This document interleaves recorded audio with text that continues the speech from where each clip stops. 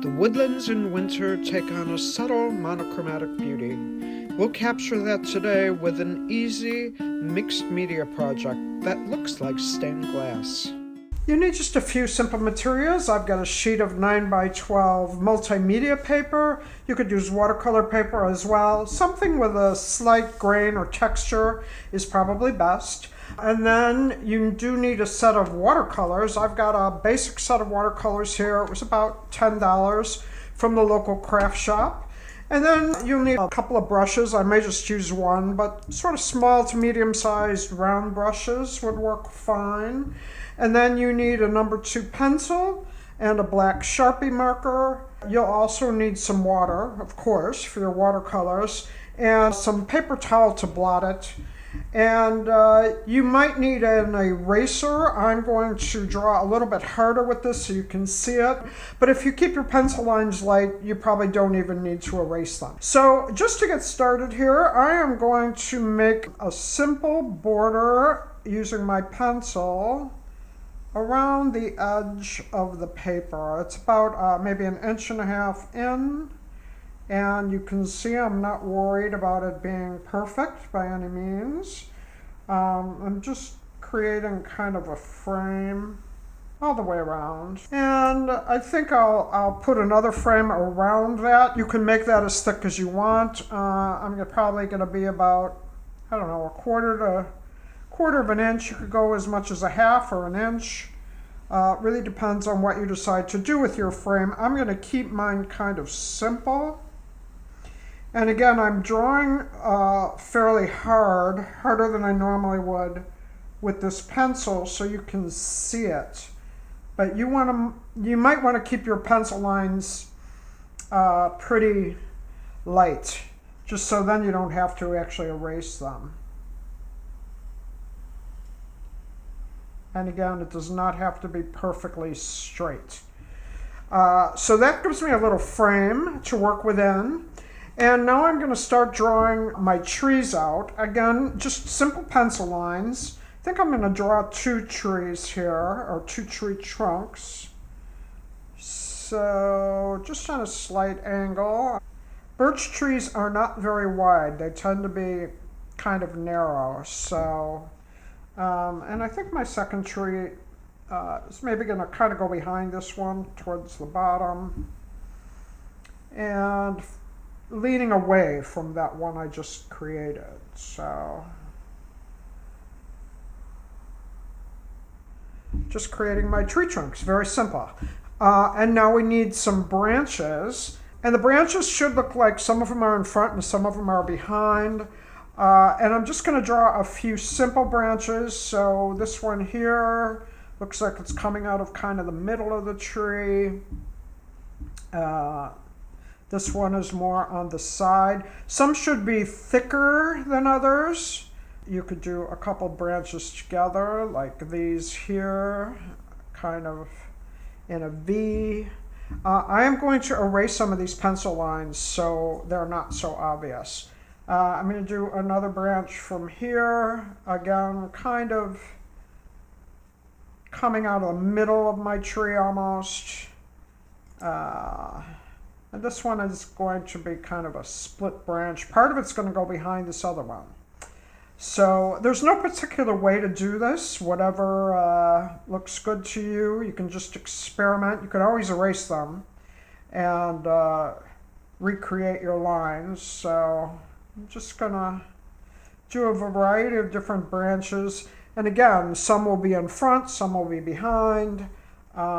They're all going to vary a little bit. This one's coming out of the side. And we can always add more branches later as well.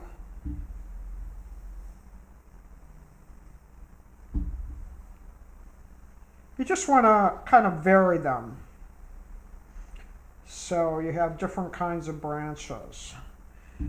And they can be different widths. This one here I think is going to cross in front of this tree. I'm going to put it a little bit more in the front of the tree here. Maybe part of it will go in front and part of it will go behind. You know, trees are so interesting. They create quite a tangle of branches, and that's the feeling you want to get here. So I'm going to make this one, part of it will go in front, and then I'll erase some of these lines. So I want to get rid of those lines where the tree is going behind this branch, just like this. By the way, I have a kneaded eraser. You can use just a regular eraser, but I like these kneaded erasers because you can shape them any way you like and then get into some smaller spaces.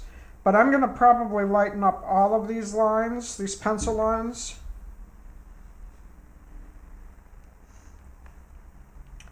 And none of them have to be perfect by any means. You can always add more later.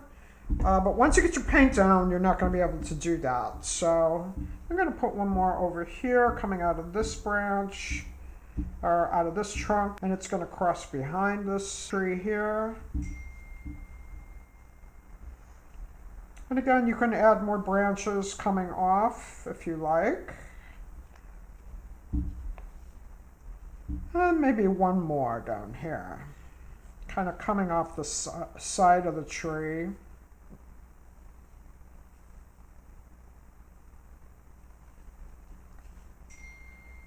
Again, there's no special way to do this. Whatever kind of branches you feel you need, those will be the right ones. There we go. Now I may add more later, but I'm gonna take my eraser right now and erase the lines where the tree goes through the branch. Actually, that one's okay. This one I need to erase. And as I said, I'm probably going to lighten up a lot of these different lines here. So we don't have to really worry about this being too perfect. I just don't really want these pencil lines to show through my paint necessarily. So I think that's enough to get us started. Now the one other thing we need is to add a little bit of snow. And it's important to keep track of where you put the snow because they kind of do blend in with the tree. And as we paint, the snow is going to be the only part that we want to keep the white of the paper. So that's going to be a pile of snow right there on top of my branch. I'm going to put another little pile of snow here. And the snow should be on the top part of the branches because that's where it would normally be. It might not lay on, all the branches, but if it's going to lay on any of them, it would be on the top side. So I'm going to put a little more snow here. And again, I want to erase the part of the tree. In fact, I'm going to make my snow a little fatter there. The snow will be more obvious as we begin to paint the trees. So I'm going to put some snow right in here. And maybe all along this branch here, I'm going to put a pile of snow right on top there. Maybe a little bit in here too. You can really just put as much snow wherever you like. There's no rhyme or reason for how to do this. It's whatever feels right to you.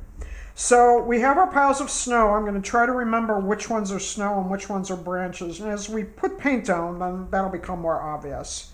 And I would probably go through here and just lighten up all of these pencil lines a bit, just so they're going to be not so obvious. But for now, I think I'm going to leave them just so you can see what I'm doing.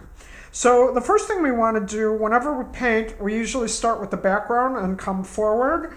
And this is going to be very monochromatic. As I said, the woods in winter have a very monochromatic feeling. There's not a great deal of color, and the color is fairly subtle. So I'm going to make my sky a very light blue. In winter it might actually be a gray blue or more gray, but I'm going to put a lot of gray in my trees. So I want some contrast to that, and I got to get some water into my paint to get it started. You might want to test it as you go along, but you can always take out some paint, and I'll show you how to do that if you feel your color is too strong, because I do want my color to be kind of light. So I'm going to start over here. And that's probably a little strong, so I'm just going to add some water and take away some of that color and spread it throughout, just to lighten it up. I want it to be light. And it probably will get a little bit lighter as it dries. And don't worry about everything being perfectly flat color. There's going to be a variety of tones in here. And that's going to work out fine with the stained glass approach, because if you look at stained glass, it's not solid color. There's usually a variety of tones in there. So that's what we want. And again, I'm going to keep it fairly watered down so I can keep it light, and I'm just going to paint my entire sky around my pencil lines. And you can add color. It's easier to add color than it is to take it away, but if you want to take away color, just add some water and wipe your brush over it, and it will lift out some of the color, and then you can just keep going. And so I'm going to finish my whole sky, and then we'll come back and take a look at the next part. You can see I've got my light blue sky all done. I've kept it pretty light and fairly watered down. It's darker in some areas, and that's okay. We're going to go on and paint our trees and put in some color to those as well. We're going to continue on with colors of birch trees. Now, birch trees tend to have a fairly white bark, but they also have tones of gray and tan and brown.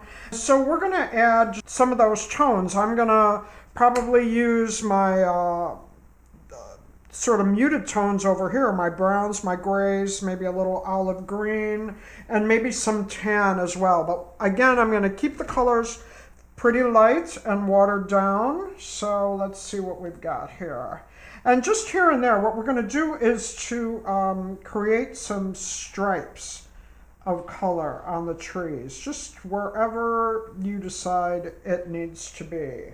And we're going to more or less fill in the whole tree. The only place we want to keep completely white are the areas where there's snow. So the rest of the tree should end up with at least some light gray color, and then we're just going to add browns and tans and gray and kind of a stripe, sort of in stripes, or just here and there little blobs of color. And you can always make them darker if they're too light. That's a little too dark. If you get too much, you want to blot it off, and then you can just lift that off your paper. But I don't want to get it anything too dark. I want that kind of light, muted feel. And then just here and there, rinse off your brush as you change colors. And I think I want to add a little more gray in here. And you can see I'm bleeding off a little bit here and there. I didn't let my blue dry entirely, which is why it's doing that. That's okay, that's not going to show later. So you just want to go through and add hints of color here and there. This is kind of a olive green. I might add a little bit of a tan color. And as these colors dry, they're going to lighten up as well. They can take on the designs almost like camouflage, because that's what trees sort of do in the winter time, especially these birch trees. They take on a kind of a camouflage feeling. And we're just going to go through the trees and just keep adding these kind of stripes of color until we get all the branches at least some color in them. Some of it will be a very light gray or light brown, but we want the whole tree to have at least a little bit of color in it.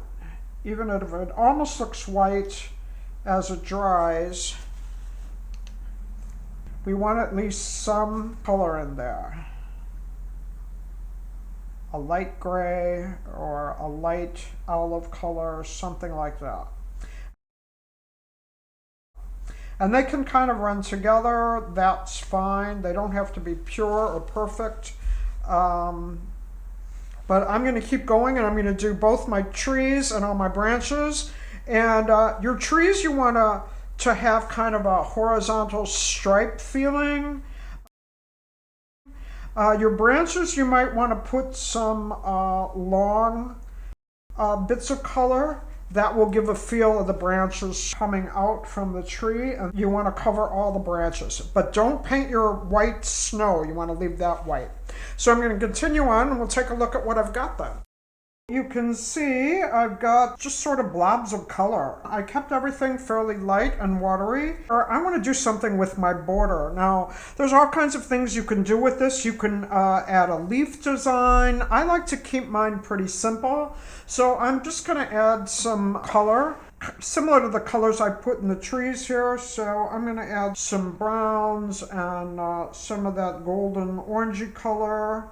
And I'm going to let the different colors sort of run together, but just kind of following my border. It doesn't have to be perfect by any means, but just to add some nice color in there. It's just going to go all the way around my border with this color.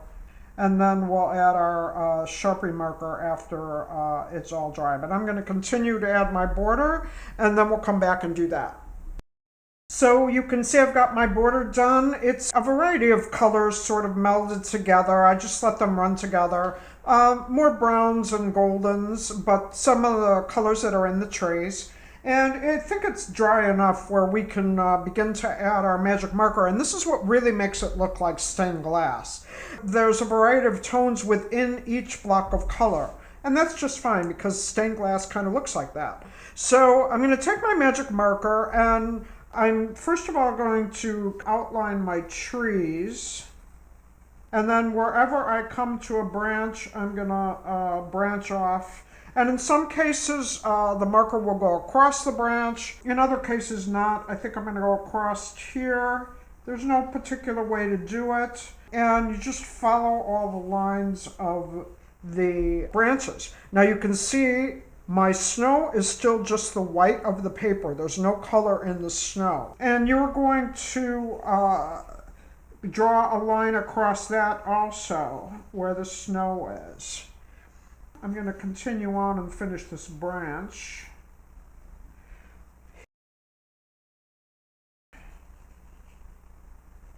Now we have our snow also.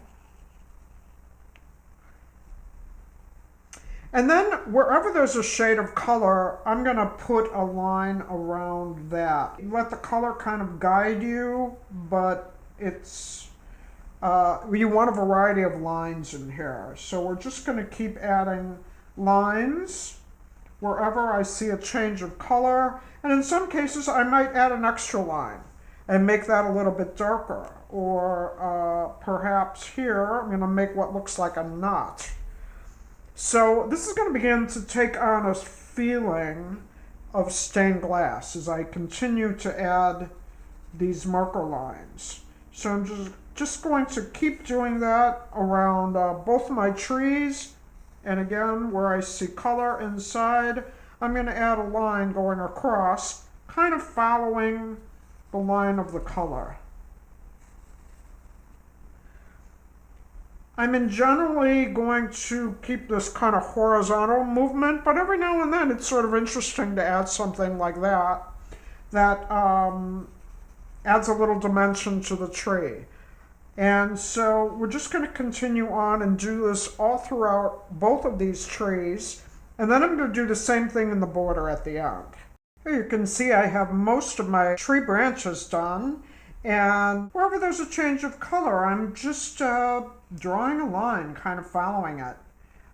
And then here and there, I'm actually adding some additional black areas. Or like here, I'm making the line a little bit thicker. Here and there, wherever, perhaps where you made a wiggly line that you didn't intend to, or you feel you need a more solid black color, just add in a little extra black, and it just helps to create a little more depth. And I'm going to do the same thing to the border also.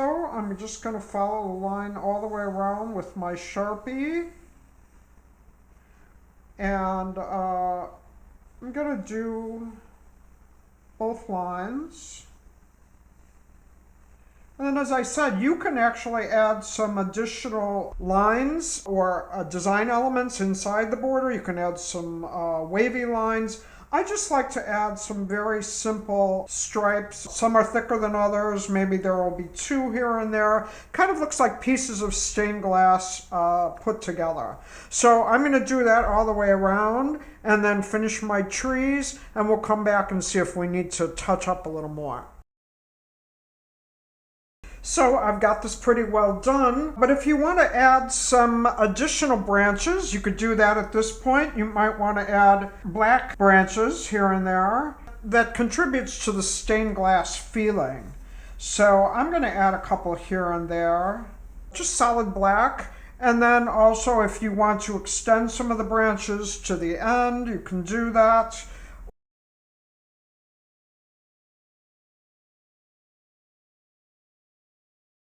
You can make more of these black areas because that really adds some texture and a little bit of drama to everything. And so you just want to do that here and there wherever you feel it's needed, and just adjust things as you feel you need to.